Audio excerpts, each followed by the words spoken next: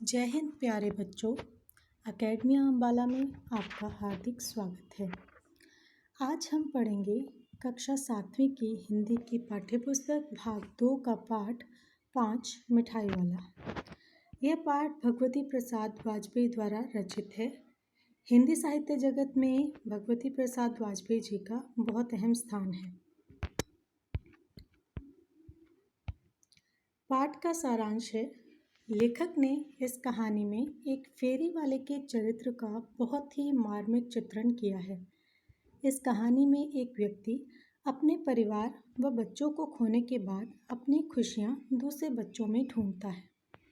यानी कि वो ये बताना चाहते हैं कि एक बहुत ही प्यारी कहानी है जिसमें जो एक पिता है वो अपने बच्चे को जब खो देता है तो उसको खोने के बाद वो बाकी बच्चों में अपने उस बच्चे का रूप देखता है और वो किस प्रकार से अपने बच्चे को याद करता है, इसी के बारे में ये कहानी है। आइए पढ़ते हैं कि उनकी कहानी मिठाई वाला, जो कि बहुत ही मार्मिक कहानी है।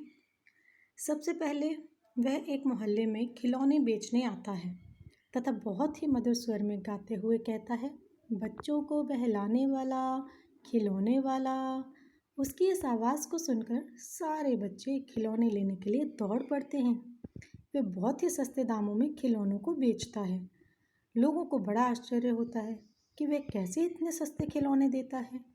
उसी मोहल्ले में विजय बाबू अपनी पत्नी रोहिणी और उनके 2 बच्चे चुन्नू मुन्नू के साथ रहते हैं। चुन्नू मुन्नू भी खिलौने लेकर घर आते हैं। कुछ महीने बाद उसी नगर में एक मुरली वाला मुरलियाँ बेचने आता है। वह बहुत ही मधुर मुरलियाँ बजाता है और साथ में सस्ते में भी बेचता है। उसकी आवाज़ रोहिणी को कुछ जानी पहचानी लगती है। वह भी मुरली वाले को बुलाकर अपने बच्चे चुन्नू मुन्नू के लिए मुरलियाँ लेती है। रोहिणी कुछ दिनों बाद इस बात को फिर भूल जाती है। देखिए, जो वो खिलौने वाला था वो पहले भी आया खिलौने लेके, फिर दूसरी बार फिर वो मुरलियाँ लेकर आया और एक परिवार जिसमें कि रोहिणी है, वे अपने बच्चों के लिए मुरलियाँ लेती है, उससे खिलौने लेती है। तो उसका भी जिक्र किया गया है कि किस प्रकार से वो इस बात को भूल जाती है। लेकिन कुछ महीने बाद उसी मोहल्ले में एक मिठाई वाला मिठाइयाँ बेचने आता है। रोहिणी को फिर उसकी आवाज़ कुछ जानी पहचानी सी लगती है।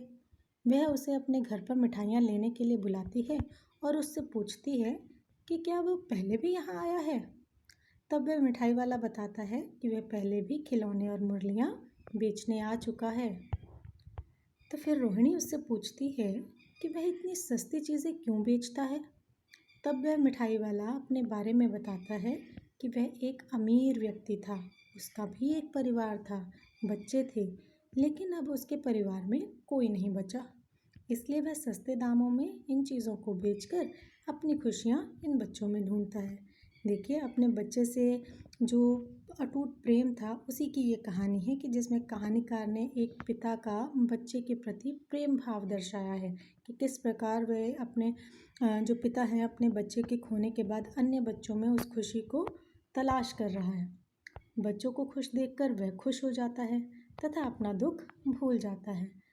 वह कहता है कि लाभ कमाना उसका उद्देश्य नहीं है, वह सिर्फ और सिर्फ खुशियाँ बांटने आता है। और वह रोहिणी के बच्चे चुन्नू और मुन्नू को मिठाइयाँ देता है और बिना पैसे लिए गीत गाता हुआ चला जाता है। इस तरह कहानी का अंत हो जाता है। तो इस कहानी के माध्यम से लेखक हमें ये समझाना चाहते हैं कि किस प्रकार एक पिता का जो प्रेम है वह भी बहुत अटूट है अपने बच्चों के साथ। हम लोग ये कहते हैं कि माँ ही जो है वो अधिक प्रेम करती है, लेकिन पिता भी अपने बच्चों से बहुत अटूट प्रेम करते हैं और उसी को भगवती प्रसाद वाजपेयी जी ने इस कहानी में दिखाया है। धन्यवाद।